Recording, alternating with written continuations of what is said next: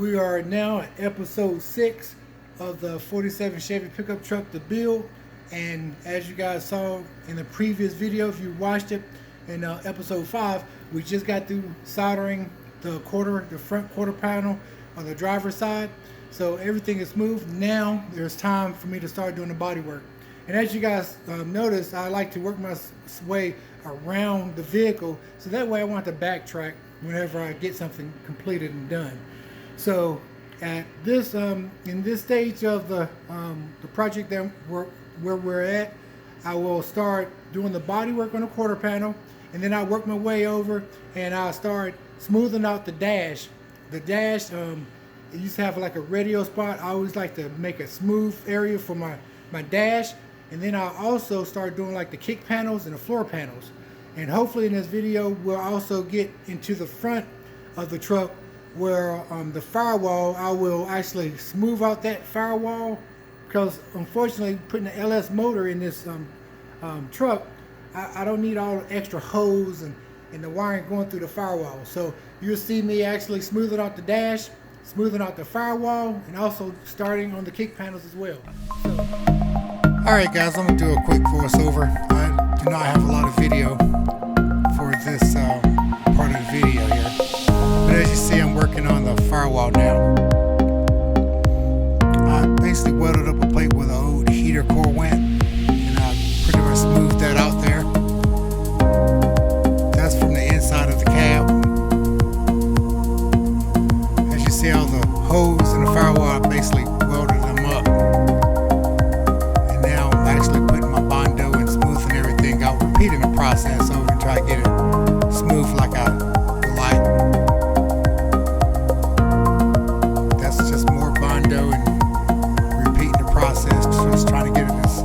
Straight as possible as well. This is from the inside. I removed the dash on the inside because I actually got a new piece from a swap meet in Pennsylvania, Hershey, Pennsylvania actually. And basically that's the finished firewall primer, and I actually put a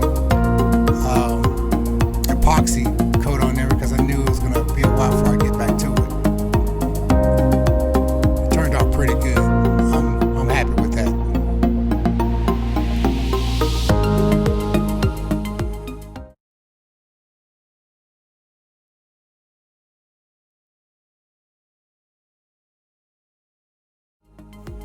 Alright guys, we're going to bring our attention inside the cab while replacing the dash.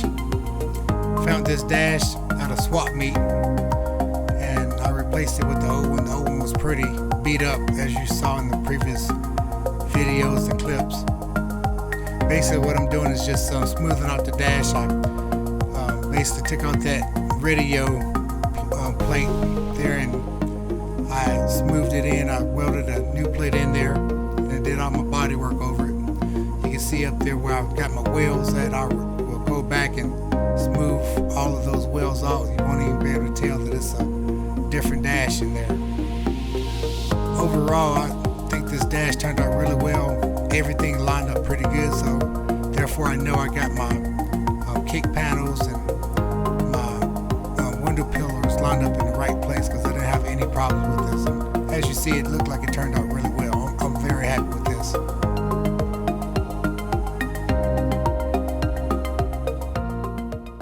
Alright, so I put 2 coats of epoxy primer on it this morning. It's cured really good and stuff, and I was expecting to do a lot of you know, I just prepped it really quick and everything, so I can see where I got a little bit of touch up that and stuff. But that's what, when you put epoxy, and now I'm about to put 2K primer on there. But you know, for the first just roughing it up and stuff, it didn't turn out too bad. So I got, no pinholes and nothing like that.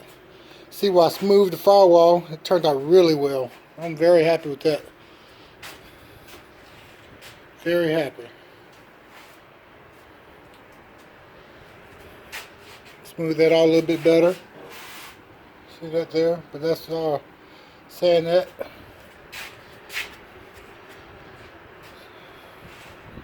Fabricated all that, made all that there, turned out really good, good and straight.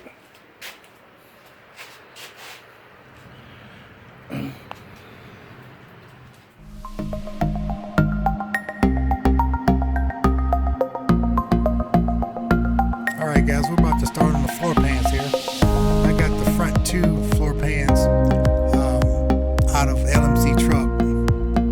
You can buy those and basically they're supposed to fit. You do have to do a little trimming. Nothing aftermarket fits perfect. But I actually went to Harbor Freight and I got what you call a bead roller.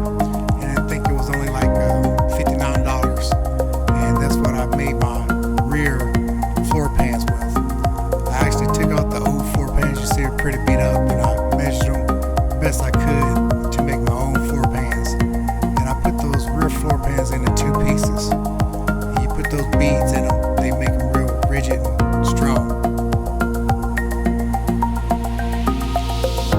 Overall, my floor pans came out very well. It took me several weeks to get this completed, but I try to be patient, and they turned out pretty good. I was happy with it.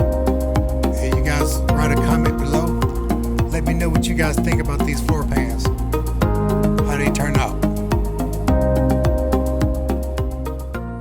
So far, things are looking good.